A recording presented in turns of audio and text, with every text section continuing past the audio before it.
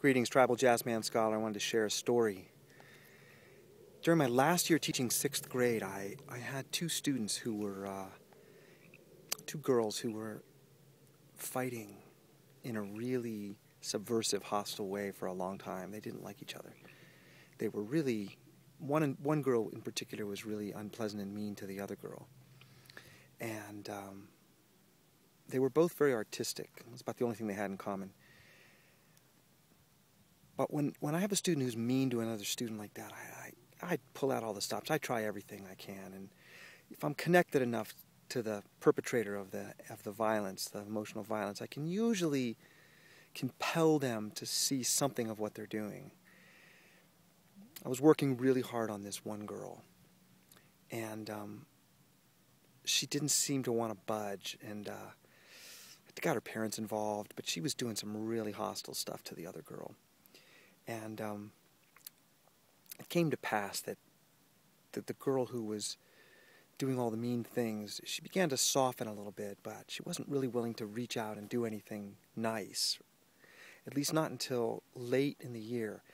But the girls had been working on an art project, and the girl who'd been sort of the victim of this hostility did this beautiful painting of a woman standing on a field, and there was light coming off of her, and there was trees and mountains in the background. It was really exquisite watercolor that she'd made. And somebody spilled a drink on it. We were having some kind of a birthday party, and some root beer got spilled on it and just kind of splashed across it and kind of ruined it. And she was really upset, and she threw it in the trash.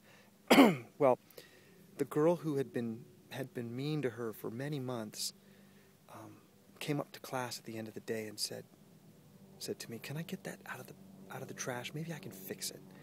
And she went to the trash, and she took the other girl's painting out, and she took it home with her. And she did something to it with paints and drippings, and she ended up making it look like it was kind of snowing or raining. She somehow integrated the splashed root beer in a really beautiful way, and it really made it look good. And she presented it to the other girl. And it was a big victory for me as a teacher, a success, feeling of like, I got through to her. She felt her goodness. And that's always the way I go with this, is I say, I come down hard on them. I'm like, the person I see you being with that other student, that's not who I imagine that you are. I'm really disappointed in what I'm seeing, because it doesn't seem like the person that you are. I kind of come at him with an intensity that, to me, it's life or death in a way. It's like, if you can't fix it now, what's it going to be like when you're 25 or 30 and you're expressing hostility that way? And so I took it. I took this one on, and I was really pleased that she eventually came around to fixing her painting like that. And anyway, it came to pass the 6th grade class was going to graduate. It was a couple months later, and I began thinking, what do I want to say? And I was writing my graduation speech the night before as the teacher, and I really wanted to embrace something about our community and what it meant, or what our community meant to me. And I kind of wanted to tell that story of the painting. I was kind of mulling over how I could do that, and I decided I didn't want to introduce that story. It was too involved. I didn't want to put anybody on the spot.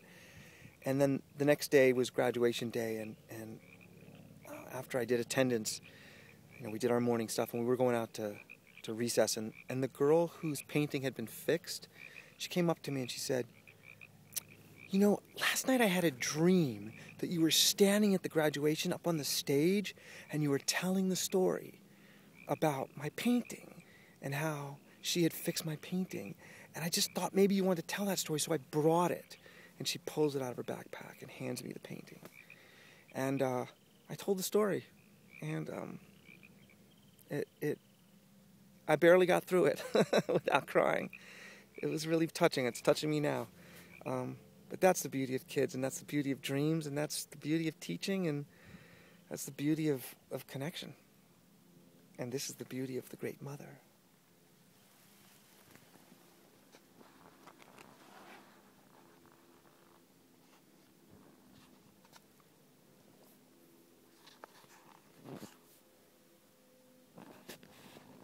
Tribal Jazzman Scholar. Thanks for joining me.